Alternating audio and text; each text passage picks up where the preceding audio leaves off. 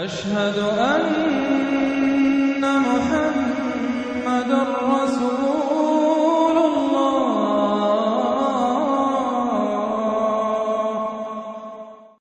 العادیات نام، پہلے ہی لفظ العادیات کو اس کا نام قرار دیا گیا ہے۔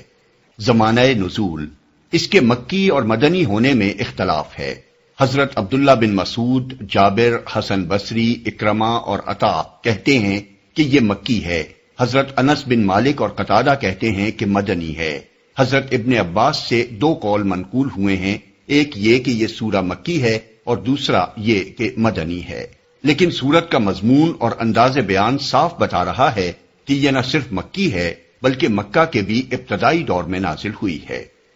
موضوع اور مضمون،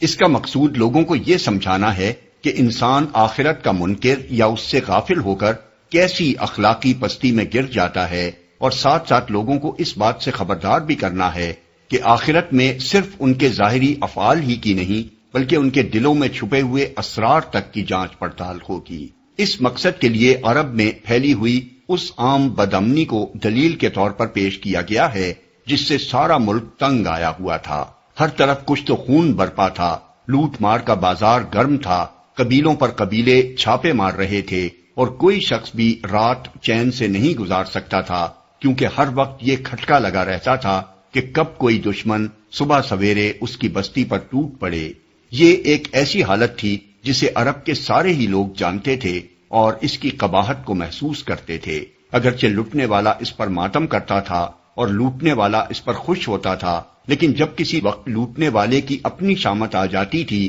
تو وہ بھی یہ محسوس کر لیتا تھا کہ یہ کیسی بری حالت ہے جس میں ہم لوگ مبتلا ہیں۔ اس صورتحال کی طرف اشارہ کر کے یہ بتایا گیا ہے کہ موت کے بعد دوسری زندگی اور اس میں خدا کے حضور جواب دہی سے ناواقف ہو کر انسان اپنے رب کا ناشکرا ہو گیا ہے۔ وہ خدا کی دی ہوئی قوتوں کو ظلم و ستم اور غارت گری کے لیے استعمال کر رہا ہے۔ وہ مال و دولت کی محبت میں اندھا ہو کر ہر طریقے سے اسے حاصل کرنے کی کوشش کرتا ہے، خواہ وہ کیسا ہی ناپاک اور گھناؤنا طریقہ ہو، اور اس کی حالت خود اس بات کی گواہی دے رہی ہے کہ وہ اپنے رب کی عطا کی ہوئی قوتوں کا غلط استعمال کر کے اس کی ناشکری کر رہا ہے۔ اس کی یہ روش ہرگز نہ ہوتی اگر وہ اس وقت کو جانتا ہوتا جب قبروں سے زندہ ہو کر اٹھنا ہوگا، اور جب وہ ارادے اور وہ اغراض و مقاصد تک دلوں سے نکال کر سامنے رکھ دیے جائیں گے جن کی تحریک سے اس نے دنیا میں طرح طرح کے کام کیے تھے۔ اس وقت انسانوں کے رب کو خوب معلوم ہوگا کہ کون کیا کر کے آیا ہے اور کس کے ساتھ کیا برتاؤ کیا جانا چاہیے۔ بسم اللہ الرحمن الرحیم۔ شروع اللہ کے نام سے جو رحمان و رحیم ہے۔ والعادیات ضبحا فالموریات قدحا فالمغیرات صبحا فأثرن به نقعا فوسطن به جمعا۔ قسم ہے ان گھوڑوں کی جو پھنکارے مارتے ہوئے دوڑتے ہیں، پھر اپنی ٹاپوں سے چنگاریاں جھاڑتے ہیں، پھر صبح سویرے چھاپا مارتے ہیں، پھر اس موقع پر گرد و غبار اڑاتے ہیں، پھر اسی حالت میں کسی مجمع کے اندر جا گھستے ہیں، دوڑتے ہیں۔ آیت کے الفاظ میں یہ تصریح نہیں ہے کہ دوڑنے والوں سے مراد گھوڑے ہیں، بلکہ صرف والعادیات قسم ہے دوڑنے والوں کی فرمایا گیا ہے۔ اسی لیے مفسرین کے درمیان اس باب میں اختلاف ہوا ہے کہ دوڑنے والوں سے مراد کیا ہے۔ صحابہ و تابعین کا ایک گروہ اس طرف گیا ہے کہ اس سے مراد گھوڑے ہیں، اور ایک دوسرا گروہ یہ کہتا ہے کہ اس سے مراد اونٹ ہیں، لیکن چونکہ دوڑتے ہوئے وہ خاص قسم کی آواز جسے ضبح کہتے ہیں گھوڑوں ہی کی شدت تنفس سے نکلتی ہے، اور بعد کی آیات بھی جن میں چنگاریاں جھاڑنے اور صبح سویرے کسی بستی پر چھاپا مارنے اور وہاں گرد اڑانے کا ذکر آیا ہے، گھوڑوں ہی پر راست آتی ہیں۔ اس لیے اکثر محققین نے اس سے مراد گھوڑے ہی لیے ہیں۔ ابن جریر کہتے ہیں کہ دونوں اقوال میں سے یہ قول ہی قابل ترجیح ہے کہ دوڑنے والوں سے مراد گھوڑے ہیں، کیونکہ اونٹ ذبح نہیں کرتا، گھوڑا ہی ذبح کیا کرتا ہے۔ اور اللہ تعالیٰ نے فرمایا ہے کہ ان دوڑنے والوں کی قسم جو دوڑتے دوڑتے ذبح کرتے ہیں۔ امام راضی کہتے ہیں کہ ان آیات کے الفاظ پکار پکار کر کہہ رہے ہیں کہ مراد گھوڑے ہیں، کیونکہ ذبح کی آواز گھوڑے کے سوا کسی سے نہیں نکلتی، اور آگ جھاڑنے کا فعل بھی پتھروں پر سموں کی ٹاپ پڑنے کے سوا کسی اور طرح کے دوڑنے سے نہیں ہوتا۔ اسی طرح صبح سویرے چھاپا مارنا بھی دوسرے جانوروں کی بنسبت گھوڑوں ہی کے ذریعے سے سہل ہوتا ہے۔ چنگاریاں جھاڑتے ہیں۔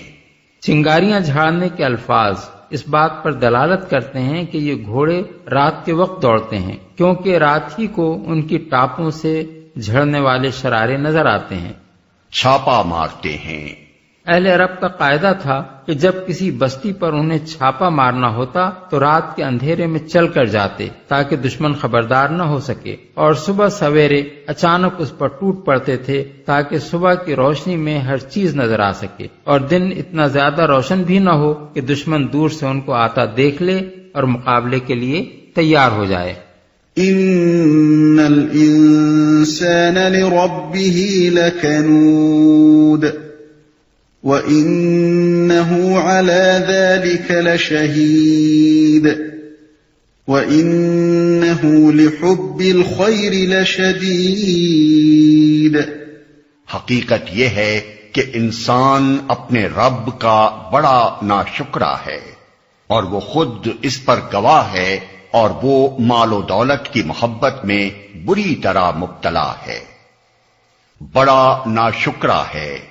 یہ ہے وہ بات جس پر ان گھوڑوں کی قسم کھائی گئی ہے جو رات کو پھنکارے مارتے اور چنگاریاں جھاڑتے ہوئے دوڑتے ہیں، پھر صبح سویرے غبار اڑاتے ہوئے کسی بستی پر جا پڑتے ہیں اور مدافعت کرنے والوں کی جماعت میں گھس جاتے ہیں۔ تعجب اس پر ہوتا ہے کہ اکثر مفسرین نے ان گھوڑوں سے مراد غازیوں کے گھوڑے لیے ہیں، اور جس مجمع میں ان کے جا گھسنے کا ذکر کیا گیا ہے اس سے مراد ان کے نزدیک کفار کا مجمع ہے، حالانکہ یہ قسم اس بات پر کھائی گئی ہے کہ انسان اپنے رب کا بڑا ناشکرا ہے۔ اب یہ ظاہر ہے کہ جہاد فی سبیل اللہ میں غازیوں کے گھوڑوں کی دوڑ دھوپ اور کفار کے کسی مجمع پر ان کا ٹوٹ پڑنا اس امر پر کوئی دلالت نہیں کرتا کہ انسان اپنے رب کا ناشکرا ہے، اور نہ بات کے یہ فقرے کہ انسان اپنی اس ناشکری پر خود گواہ ہے، اور وہ مال و دولت کی محبت میں بری طرح مبتلا ہے۔ ان لوگوں پر چسپاں ہوتے ہیں جو خدا کی راہ میں جہاد کرنے کے لیے نکلتے ہیں۔ اس لیے لا محالہ یہ ماننا پڑے گا کہ اس سورہ کی ابتدائی 5 آیات میں جو قسمیں کھائی گئی ہیں ان کا اشارہ دراصل اس عام کشت و خون اور غارت گری کی طرف ہے جو عرب میں اس وقت برپا تھی۔ جاہلیت کے زمانے میں رات ایک بہت خوفناک چیز ہوتی تھی جس میں ہر قبیلے اور بستی کے لوگ یہ خطرہ محسوس کرتے تھے کہ نہ معلوم کون سا دشمن ان پر چڑھائی کرنے کے لیے آ رہا ہو، اور دن کی روشنی نمودار ہونے پر وہ اطمینان کا سانس لیتے تھے کہ رات خیریت سے گزر گئی۔ وہاں قبیلوں کے درمیان محض انتقامی لڑائیاں ہی نہیں ہوتی تھیں، بلکہ مختلف قبیلے ایک دوسرے پر اس غرض کے لیے بھی چھاپے مارتے رہتے تھے کہ ان کی دولت لوٹ لیں، ان کے مال مویشی ہانک لے جائیں اور ان کی عورتوں اور بچوں کو غلام بنا لیں۔ اس ظلم و ستم اور غارت گری کو جو زیادہ تر گھوڑوں پر سوار ہو کر ہی کی جاتی تھی، اللہ تعالیٰ اس امر کی دلیل کے طور پر پیش کر رہا ہے کہ انسان اپنے رب کا بڑا ناشکرا ہے، یعنی جس طاقت کو وہ جنگ و جدل اور غارت گری میں استعمال کر رہا ہے وہ اللہ تعالیٰ نے اسے اس لیے تو نہیں دی تھی کہ اس سے یہ کام لیا جائے، بس در حقیقت یہ بہت بڑی ناشکری ہے کہ اللہ کے دیے ہوئے ان وسائل اور اس کی بخشی ہوئی ان طاقتوں کو اس فساد فی الارض میں استعمال کیا جائے جو اللہ کو سب سے زیادہ ناپسند ہے۔ اس پر گواہ ہے، یعنی اس کا ضمیر اس پر گواہ ہے، اس کے اعمال اس پر گواہ ہیں، اور بہت سے کافر انسان خود اپنی زبان سے علانیہ ناشکری کا اظہار کرتے ہیں، کیونکہ ان کے نزدیک خدا ہی سرے سے موجود نہیں، کجا کہ وہ اپنے اوپر اس کی کسی نعمت کا اعتراف کریں اور اس کا شکر اپنے ذمے لازم سمجھیں۔ مبتلا ہے۔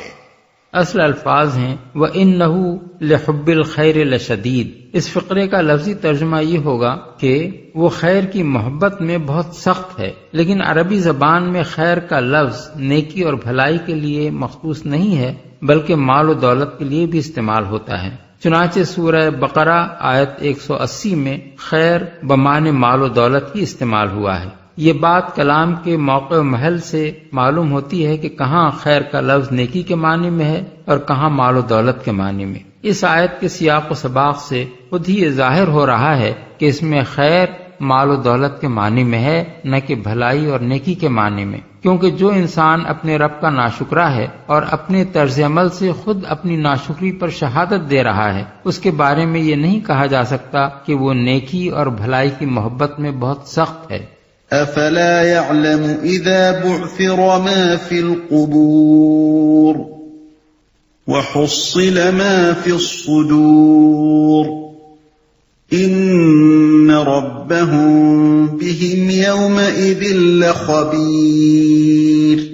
تو کیا وہ اس وقت کو نہیں جانتا جب قبروں میں جو کچھ مدفون ہے اسے نکال لیا جائے گا اور سینوں میں جو کچھ مخفی ہے اسے برآمد کر کے اس کی جانچ پڑتال کی جائے گی۔ یقیناً ان کا رب اس روز ان سے خوب باخبر ہوگا۔ نکال لیا جائے گا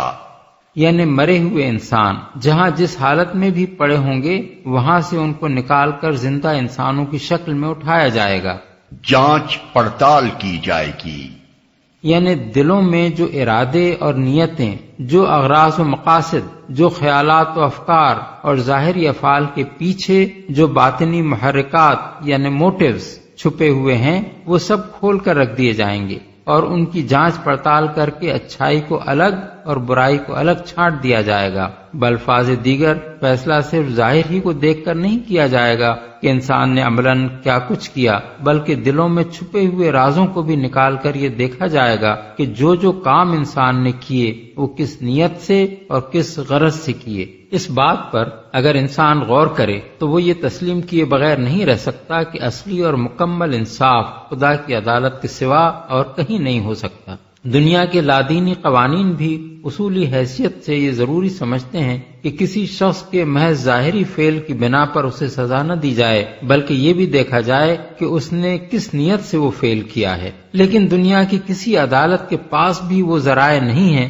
جن سے وہ نیت کی ٹھیک تحقیق کر سکے۔ یہ صرف اور صرف خدا ہی کر سکتا ہے کہ انسان کے ہر ظاہری فعل کے پیچھے جو باطنی محرکات کارفرما رہے ہیں ان کی بھی جانچ پڑتال کرے اور اس کے بعد یہ فیصلہ کرے کہ وہ کس جزا یا سزا کا مستحق ہے۔ پھر آیت کے الفاظ یہ ظاہر کرتے ہیں کہ یہ فیصلہ محض اللہ کے اس علم کی بنا پر نہیں ہوگا جو وہ دلوں کے ارادوں اور نیتوں کے بارے میں پہلے ہی سے رکھتا ہے، بلکہ قیامت کے روز ان رازوں کو کھول کر علانیہ سامنے رکھ دیا جائے گا اور کھلی عدالت میں جانچ پڑتال کر کے یہ دکھا دیا جائے گا کہ ان میں خیر کیا تھی اور شر کیا تھا۔ اسی لیے حصل ما فی الصدور کے الفاظ استعمال کیے گئے ہیں۔ تحصیل کے معنی کسی چیز کو نکال کر باہر لانے کے بھی ہیں، مثلا چھلکا اتار کر مغز نکالنا، اور مختلف قسم کی چیزوں کو چھانٹ کر ایک دوسرے سے الگ کرنے کے لیے بھی یہ لفظ بولا جاتا ہے۔ لہذا دلوں میں چھپے ہوئے اسرار کی تحصیل میں یہ دونوں باتیں شامل ہیں، ان کو کھول کر ظاہر کر دینا بھی اور ان کو چھانٹ کر برائی اور بھلائی کو الگ کر دینا بھی۔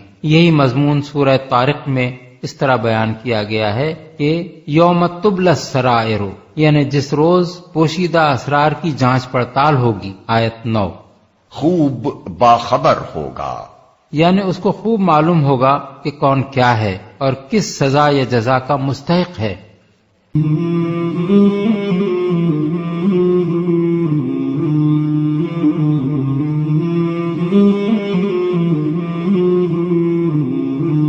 مولاي صل وسلم دائما